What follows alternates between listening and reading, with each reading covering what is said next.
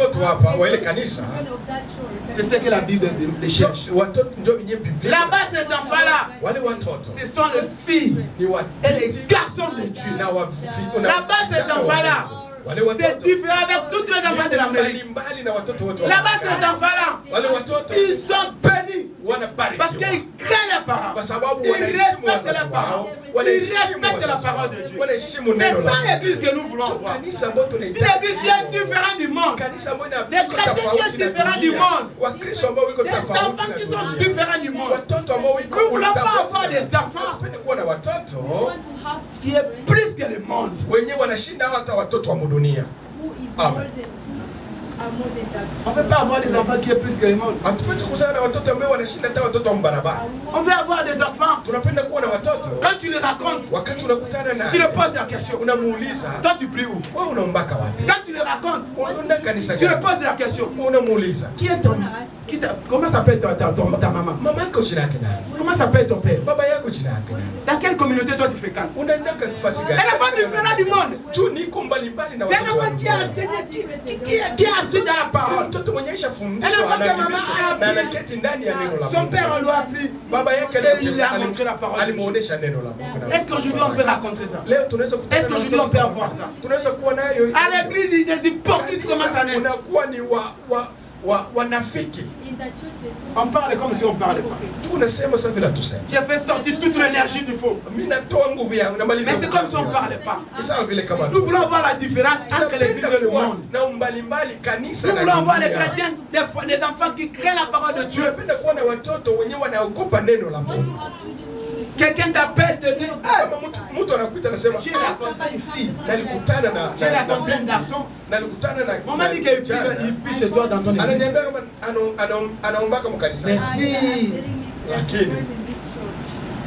ma fille ou j'ai un garçon à moi dans ma maison, si elle va chercher un mari, mais je vais l'envoyer là-bas dans ton église. Parce que l'éducation que je vis là-bas chez toi, ce sont les enfants qu'il faut marier aujourd'hui.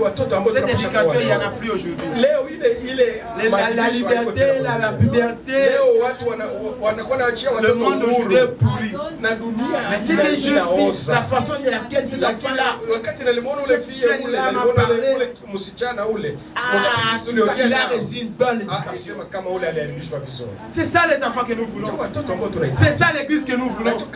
Une église qui est différente du monde. Pas une église qui est plus que le monde. On doit voir la différence entre l'église et le monde. Tu es chrétien ou tu es païen. Mais si tu es païen, reste dans ta maison. Ici nous voulons voir des enfants qui craignent leurs parents, qui respectent la parole de Dieu, qui respectent les parents. Et ça finit pas là seulement. Nous voulons aussi avoir des parents qui respectent la parole de Dieu.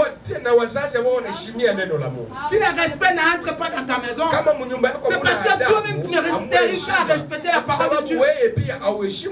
Si toi-même papa, tu es une ivrogne, toi-même maman, tu es une prostituée, qu'est-ce que tu veux que tes enfants fassent? Qu'est-ce que tu veux que tes enfants puissent faire? Mais c'est ça ce que tu as éduqué à tes enfants. C'est ça ce que tu présentes à tes enfants. C'est ça ce que tu montres à tes enfants. Est-ce que tu leur montres que toi tu crains la parole de Dieu pour que tes enfants puissent aussi te craindre, puissent te respecter? Amen. Continuez frère. Jusqu'au verset 6. Verset 5. Serviteur. Maintenant, ils vont parler de serviteur. Nous sommes appelés à respecter aussi la parole. Écoutez ce que la Bible dit. Vous pensez que les serviteurs de Dieu sont les extraterrestres. Nous sommes pas les extraterrestres. Serviteur, tu es appelé aussi à respecter la parole de Dieu. Tu ne peux pas être serviteur de Dieu ici. De parler des gens du respect de la parole. Mais toi-même, tu ne respectes pas la parole de Dieu. Si on va aller dans la barre, on te retrouve. Si on va aller dans les prostituées, on te retrouve là. Si on va aller dans les hôtels, on te raconte là. Si on va aller dans les boîtes, on te retrouve là-bas. maonani wale wanakukuta na unapenda watoto waheshimiwa, watoto wa Mungu waheshimiwa.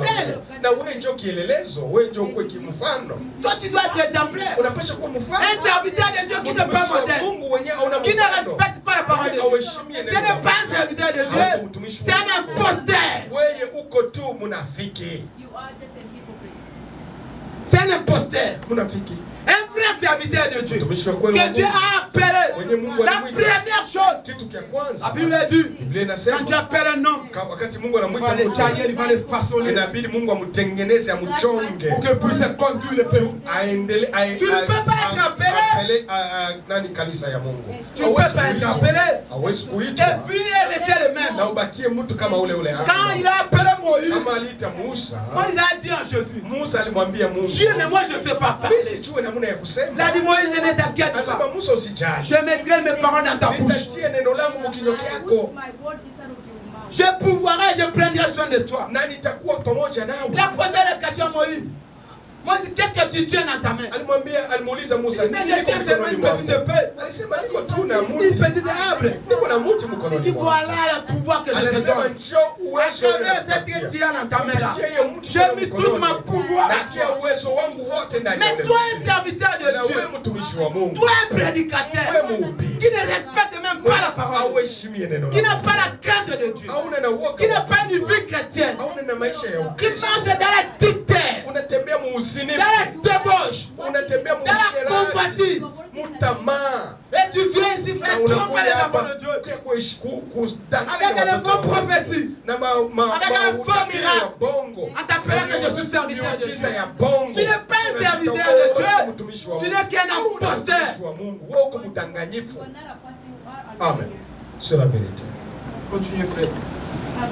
Serviteurs, obéissez à vos maîtres selon la chair, avec crainte et tremblement, dans la simplicité de votre cœur, comme à Christ. Amen. Amen. Serviteurs, obéissez. Qui est cet maître? Le maître, c'est le Seigneur Jésus. C'est notre maître à nous tous. Et nous sommes appelés à respecter les sacerdoces. Tu ne peux pas monter ici, venir prêcher les enfants de Dieu avec une vie sale. Ce que tu parles, toi-même tu ne respectes pas. Tu es quel diable? Un prédicateur. C'est qui parle. Lui-même doit respecter ça. Il doit être la première personne de respecter l'autel. Ici, cet endroit est sacré. Cet endroit ici est réservé par Jésus-Christ. Et tu ne peux pas être maître ici quand tu vis dans la dictature, tu vis dans la tromperie, tu vis dans l'impudicité. Et tu viens ici pour nous parler de Jésus. Quel Jésus que tu nous parles? Tu es en train de nous maudire ou tu es en train de nous montrer Jésus? La Bible dit, les serviteurs, respectez votre maître. Nous sommes appelés à respecter aussi la parole de Dieu. Plus que toi. Parce que nous serons jugés. Plus que vous, ma sœur.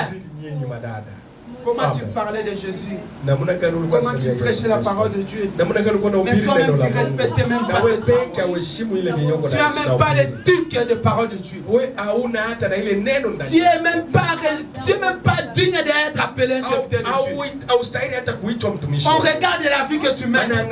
On regarde ce que tu parles. Ça ne conforme même pas. Qu'est-ce que tu viens faire ici, ma soeur? Qu'est-ce que tu viens faire là, mon frère?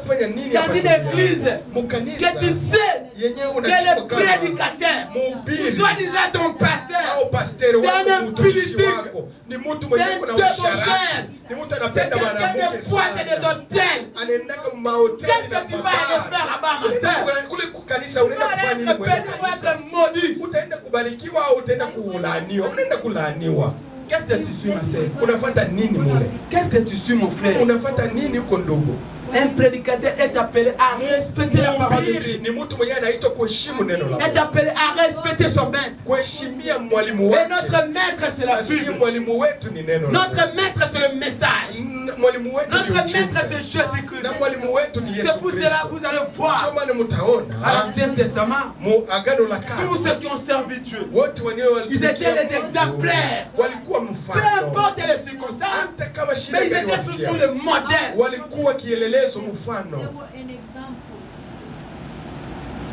allez écouter frère Benoît.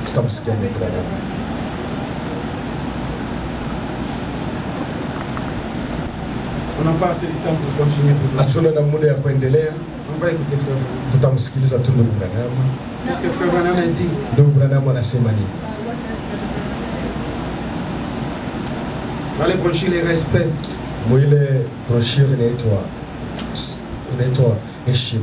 Quand vous allez à la maison, vous pouvez lire dans les livres de Ligue 2 jusqu'à Luc 50.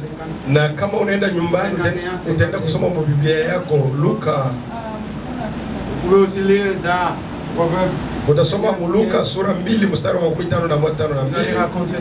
Kisha utasoma tena mu Mezali 29 mstari wa 15 na 17. Mais pour terminer, lakini kwa siku kumaliza, on va écouter les prophètes. Tutamsikia nabii. Qu'est-ce que les prophètes disent?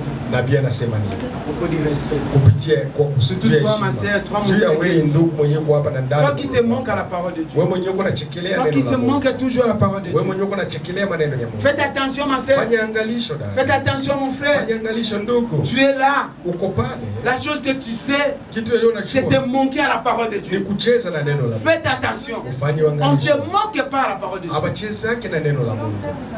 Il y a des enfants qui étaient abrutis. Kuko watu ambao walikufa. Parce qu'ils se manquaient de la parole de Dieu. Walicheza na neno la Mungu. Faites attention mon frère.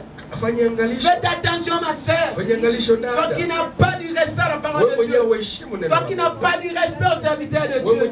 Toi qui n'as pas du respect. Wewe mwenyewe uheshimu message du temps de la fin. Ujumbe wa wakati wa mwisho. Au moins que tu es ignorant. Ni mara sengine haujui. Que toi tu t'assis ici dans le banc. Lakini uonekana. Et que tu écoutes la parole de Dieu. Sikia neno la Mungu. Mais quand tu sors ici, ukatoka tu hapa tu es le premier à se moquer de la parole de Dieu. Kwanza kuchekelea. Tu es le premier à parler du mal de la parole de Dieu. Uko kwanza kusema vibaya kwa Dieu. Ma sœur, faites attention. Dada fanya. Mon frère qui est ici, faites attention. Ndugu mwenye uko kufanya angalisho. Faites attention ma sœur. Fanya angalisho dada. Cette parole a une puissance. Amen. Faites attention. Écoutez ce que frère Branham. C'est commencer à trembler. Il faut commencer à trembler, frère Noah, pour gagner. Amen. Mais on les avait appris à ricaner, à rire, à se moquer, à un peu comme les enfants aujourd'hui. Beaucoup aujourd'hui vont se moquer des réunions dans la rue. Ils vont se moquer de la prédication de l'évangile. Vous êtes ici à l'église. Pourquoi pas kanisa? Et quand vous sortez, vous commencez à parler, à critiquer, à parler du mal. Est-ce que vous avez vu les réunions de jour? Qu'est-ce qu'il a parlé là? C'est de n'importe quoi. On vient de parler de ta vie propre là. Tout ce que tu sais, c'est de commencer à critiquer la parole. Il ne sait même pas parler français. Il ne parle même pas l'anglais. Ces prédications, je n'aime même pas. C'est perdre du temps là. Il parle de n'importe quoi. C'est pas même quelqu'un de suivre. Tu commences à critiquer, à parler du mal. Écoutez ce que frère Branham a dit. C'est qu'il a suivi à ces enfants-là. Parce que ce qu'il parle ici, ce sont des enfants. C'est vos enfants là, c'est comme ça que vous l'éduquez dans vos maisons. Et critiquer la parole de Dieu. De parler du mal à la parole de Dieu. Écoutez maintenant ce qu'il a suivi à ces enfants. Car la parole de Dieu, il y a une puissance dans la parole de Dieu. La parole de Dieu peut te maudire. Et la parole de Dieu peut te bénir. Ça dépend de comment tu crois, comment tu recevras la parole de Dieu. Écoutez maintenant ce que le prophète du temps parle. Continuez, frère. Je vais arriver à la fin. Non, c'est jusqu'à 324. Ainsi, Élie les maudit au nom du Seigneur, pas à cause des enfants, mais à cause des parents. Écoutez, tout ce qui est vizuri. Élie a maudit ses enfants-là. Elia alilaani wale watoto. Pas à cause des enfants. Haina kwa ajili ya hao watoto. Mais c'était à cause de toi, parents. Kwa ajili yako wewe mzazi. De ce que tu parles à tes enfants à la maison. De la façon que tu critiques la parole de Dieu. De la façon que tu critiques les serviteurs de Dieu. C'est là où Élie a maudit ses enfants-là. Alilaani wale watoto. Et la malédiction d'Élie a eu le fait à ses enfants. Écoutez maintenant. Tusikilize vizuri. Irrévérencieux et qui avait éduqué leurs enfants en manquant de respect envers Dieu. En manquant de respect, pas avec un homme. Quand il manquait de respect là, quand tu manques de respect à un serviteur de Dieu, tu ne manques pas à un homme, mais tu manques à Dieu. Et quand tu manques à Dieu, il y a des conséquences qui vont te suivre. Faites attention ma soeur, mon frère. Restez dans ton coin et respectez la parole de Dieu. Respectez les serviteurs de Dieu. Quel que soit ces défauts qu'il peut avoir, quel que soit toi, tu es plus intelligent que eux. Il est toi.